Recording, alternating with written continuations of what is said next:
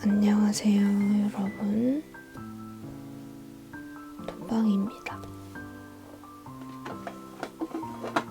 저는 낭독을 늘 해보고 싶었거든요. 그래서 책 3권을 사봤어요.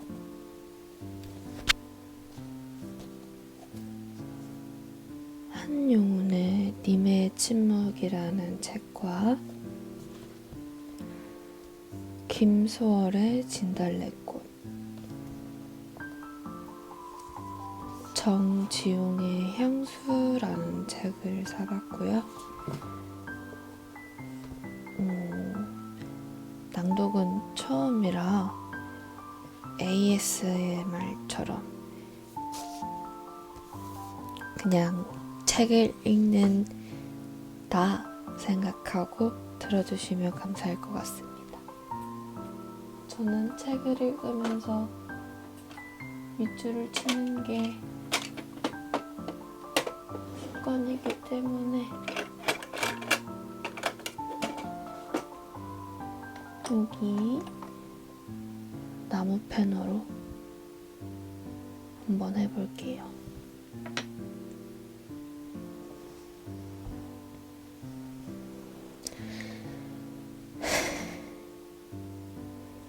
시작하겠습니다. 향수, 정지용 시선집. 정지용의 시편들은 살아가는 고달픔에 침윤되어 있던 나를 위로해 주었다.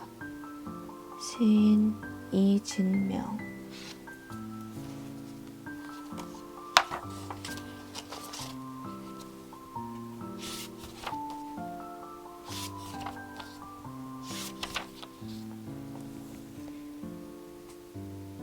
나와 딱 붙는 내 하나의 시. 구성동 이진명. 좋은 시 많고 많다. 그중 특별히 개인적으로 사랑하는 시도 많고 많다. 그럼에도 불구하고 당신이 사랑하는 시 오직 하나만을 대라고 해봐라. 오직 하나만 꼽으라고 말이다. 다그쳐봐라. 대부분의 사람은 하나만 꼽으라고 하면 고민을 거듭하며 괴로워할지도 모르겠다. 그 많은 것, 사랑하는 것들을 다 희생시켜가며 왜 굳이 하나만 대해야 하느냐고 한 거 비슷한 마음이 들지도 모르겠다. 하지만 나의 경우 다그침을 받든 받지 않든 고민할 것도 계산할 것도 저항을 느낄 것도 없이 바로 꼽아낼 오직 하나의 시가 있다. 정지용 시인이 구성동. 나와 딱 붙는 내 하나의 시다. 나는 이 시를 30대 중반, 늦가기 등단하기 2해 전인 1988년에 만났다.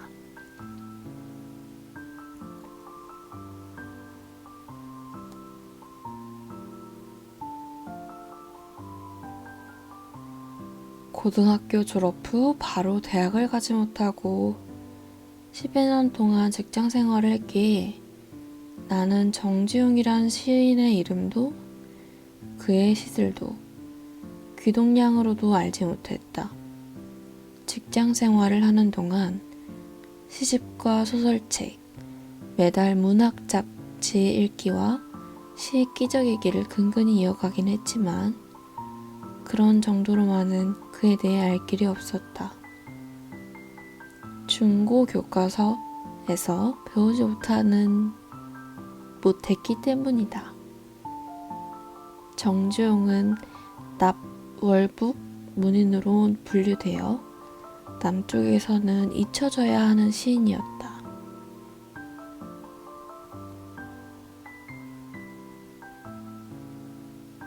중고교 교과서에 실어 자라나는 청소년에게 알리기에는 불선의 시인이요 시라는 뜻이었다. 우리 문학의 반쪽을 잃어버린 채 모르고 자라야 했다. 문학 잡지에서 드물지만 납 월북 문인에 대한 언급이 필요한 경우 정 X용이 라 표시하고 넘어가는 것이 다였다. 대학교에 바로 들어갔다면 학교 강의나 그 외 문학 스터디를 하면서 20대 초의 정지용과 그의 시에 대해 10여 년은 일찍 만나볼 수 있는 기회를 가졌을지도 모른다.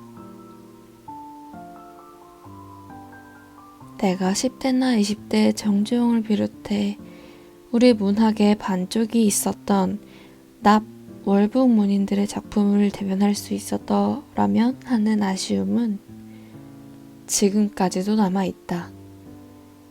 물론 이런 아쉬움은 어찌저찌하다 시쓰는 사람이 된 유감스러운 자의식 때문일 것이다. 등단하기 2해 전인 1988년 납 월북 문인들에 대한 해금 조치가 있었다. 직장인이었던 출판사에서 곧바로 정지용 전집 출간 준비에 들어갔다. 시와 산문을 각 권으로 하는 2권짜리 전집이었다. 그때 정지용 시 초교부터 오케이 교 놓는 편집일을 하게 됐다.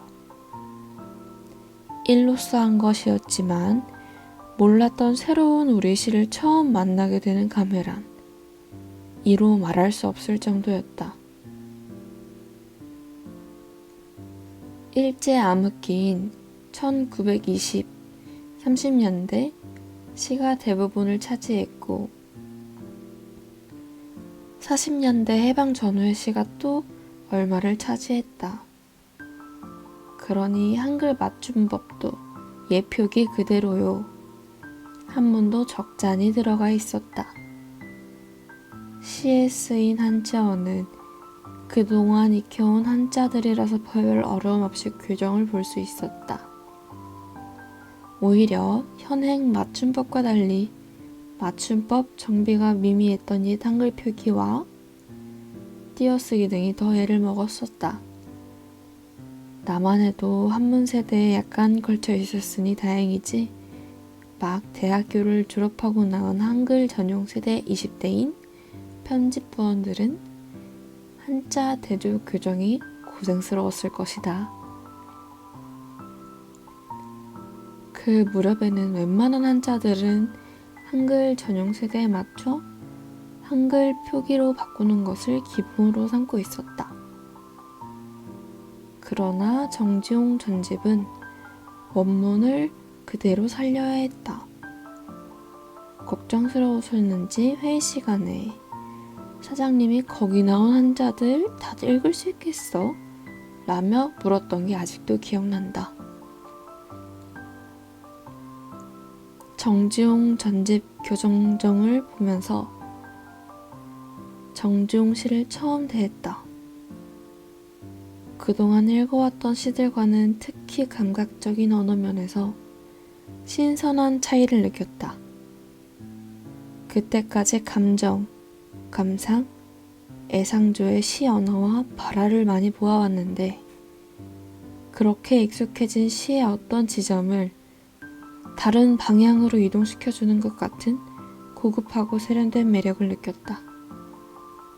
버리어진 깔끔한 언어들, 미소한 향기를 퍼뜨려주는 감도 높은 언어들이 정지용의 시에는 박혀 있었다. 어둡고 길이 보이지 않는 절망의 시대에 어떻게 이렇게 투명한 언어들을 탄생시킬 수 있었을까 싶은 경이가 있었다. 그것도 20, 30대 시절의 말이다. 마음에 와 딱 붙는 시들이 적지 않았다. 이런 시를 좀 더 어린 시절, 순정한 시절에 읽을 수 있었더라면 내 감수성 형성에 좀 더 특별한 요소로 융합되었을 것만 생각이 안타깝고 속이 쓰렸다. 정지용의 여러 시편은 속되고 잡스러운 것들이 들러붙는 삶의 소란함과 진득거림 따위는 물리친 어느 고양된 정신세계를 그리게 해줬다. 별이고 별이어서 씻긴 듯이 들어올린 언어로 그려진 고요하고 격조 있는 세계로 안내받는 느낌이었다. 어둡고 불안한 시대의 혼란한 장소에서 높게 조탁한 새 언어를 부르는 시와 시인이 있었음을 알게 된 것이 행복했다. 정지훈 시편들은 살아가는 고달픔에 대한 치밀된 나를 위로해주고 고양시켜 주었다. 괜찮다고, 더 외로워져도 좋다고, 더 깊이, 더 아득히 절멸해 가자고 부추김 받는 느낌이었다. 그 빼어남으로 회자되는 정지용의 시는 길게 열거하고도 남을 수도록 많다. 그중 잘 알려진 시로는 유리창일, 난초, 장수장, 백록담이 있고 또 노래로 만들어져 대중들에게 많은 사랑을 받은 향수가 있다. 그리고 하나 더, 해바라기 씨. 동심이 약동하는 생생한 말, 부리는 재미로움, 운율이 살아 숨쉬는 뜻밖의 뛰는 즐거움에 절로 웃음 환하게 피게 했던 해바라기 씨. 참새, 바둑이, 괭이, 이슬, 햇빛, 청개구리가 다 출동하여 벌이는 해바라기 축제. 독자들이여, 해바라기 시에서 수줍고 부끄러운 해바라기 첫 시약시까지의 사랑스럽고 아름다운 축제에 꼭 참석해 보시기를, 그래서 행복하시기를 권한다. 그리고 나에게는 구성동이라는 이 시 하나, 이 구성동이 정지용의 빼어난 모든 시를 블랙홀처럼 빨아들인다고 해도 과장이 아니라고 좀 과장해 말하고 싶다. 골짜기는 흔히 유성이 묻힌다. 황혼에 뉘리가 소란이 쌓이기도 하고 꽃도 귀향 사는 곳.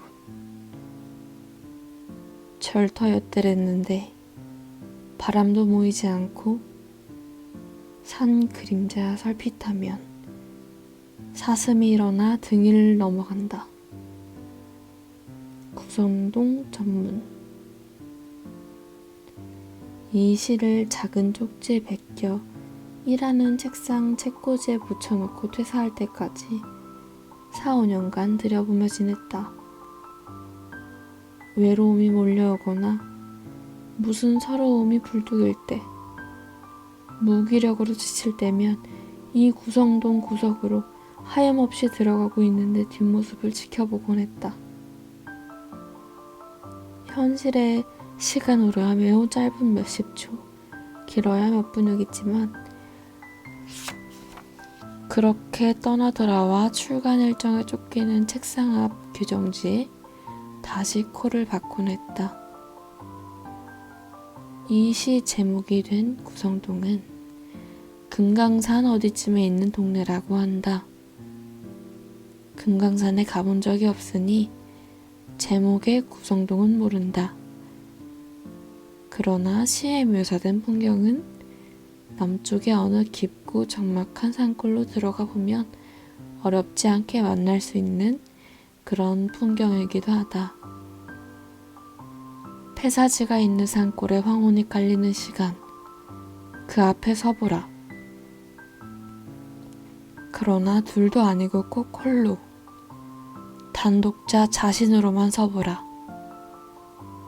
제 몸이 풍경으로 풀릴 것이다. 풍경으로 풀려간 자신의 소멸을 아는 어두함. 진정한 그 휴지인. 어떤 알미 있어 생명의 불꽃이 타고 시를 산다. 구성동은 나에게 그런 시그림이었다. 어려운 낱말도 없고 상투어라 할 만큼 익숙하게 보아왔던 시어만어로 이루어졌지만 그래서 접근이 수월한 듯하지만 결코 쉽지 않은 시라고 생각한다. 익숙한 시어들로 다행히 시에 들어서긴 했지만 그 다음엔 어떤 절멸로 자신을 끊어야 하는 일이 남아있다는 그런 전언을 듣게 한다. 행과 행, 연과 연의 아득한 거리로 시는 그렇게 말하고 있었다. 이 시에는 인간의 말이나 인간의 몸이 보이지 않는다. 인간인 그대 자신이 비로소 그 속으로 들어가 인간을 지으라고 이끄는 듯도 싶다. 이 시는 그런 아름다움을 갖고 점점 육박해오며 내 몸과 하나가 됐다. 아름답고 드높은 시절을 보낸 것 같다. 이 시가 나를 그렇게 이끌었다. 직장의 책상 책꽂이에 붙여놓았던 구성동은 퇴사 후 결혼하고 아이 낳고 하는 생활 속에서도 10년은 더 내 컴퓨터 책상 위에 게시판에 핀으로 꽂혀 있었다. 몇 차례의 이사 속에서 그만 잃어버렸는지 지금은 없다. 이미 구성동이 나를 실컷 살았고 나도 구성동을 실컷 살았으니 이만쯤에서 그만 헤어지자 서로 묻게라도 했다. 좋은 이별이다. 사람들의 마음속엔 나의 구성동처럼 자기만의 숨겨놓은 구석이 있을 것이다. 그 구석으로 찾아 들어가 온전하게 숨쉬다 돌아와 오늘 하루하루를 굴리는 것이다. 지용의 시, 구성동이 오늘도 어느 누군가의 가슴 속 장소로 옮겨가 거기서 나에게 했던 것처럼 유현하고 그윽하게 부푸는 정막으로 자기의 임무를 다하고 있을 것임을 그려본다.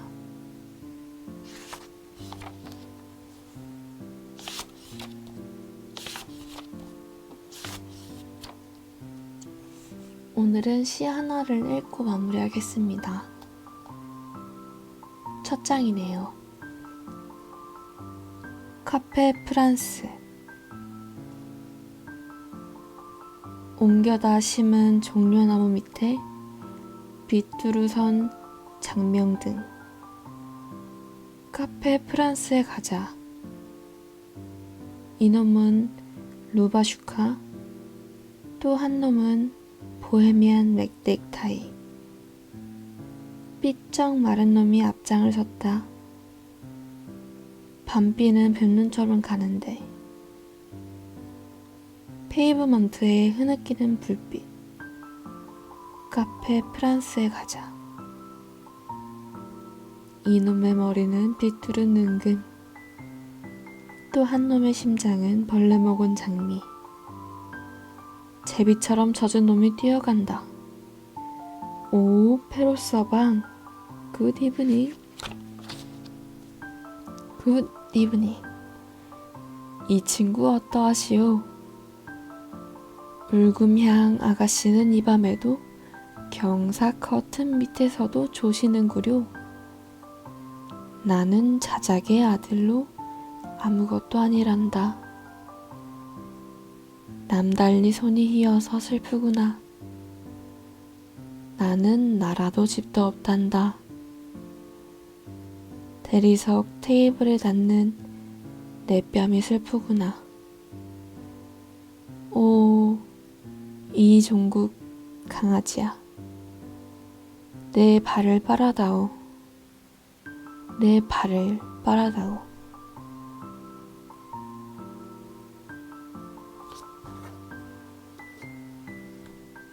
다음에 뵙겠습니다.